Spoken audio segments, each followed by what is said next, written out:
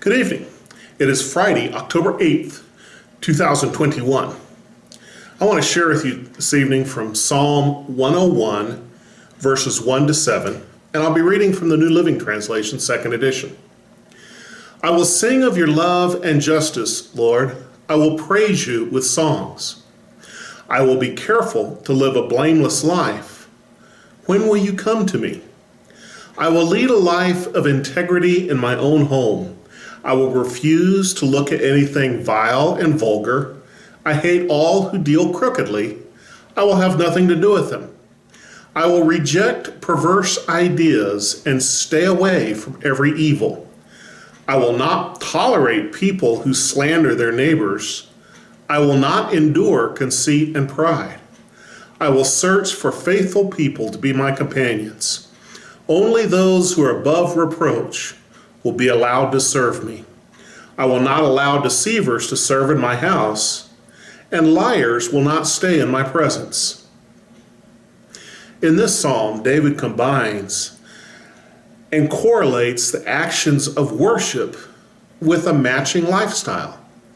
He begins by singing about God's love and justice, which is natural for David, since he's an above-average musician and songwriter. His natural language for praise is to sing. But there are other ways to communicate praise than musically, and David mentions those next. He says he'll be careful to live a blameless life. Now, King David lived long before the days of ubiquitous cell phone cameras and YouTube and TikTok videos. He didn't always think he'd going to be filmed by somebody, but he recognized that someone was always watching his actions, and he committed to live a blameless life. He mentions that he will live a life of integrity in his own home. One of the things that I've learned very clearly through the years is that sometimes the people who are seemingly saints in public are the vilest sinners at home in private. David commits to being a man of integrity both publicly and privately. Even before the internet, he has promised not to look at anything vile or vulgar. I wonder what would happen if we made that a part of modern marriage vows now. He also commits to avoiding and shunning certain types of people. The first group are the dishonest people who deal crookedly. Honesty is indeed the best policy. David also rejects gossips and slanderers, and conceited and arrogant people will be shunned. Then David proposes the alternative. He will seek for faithful people to spend time with.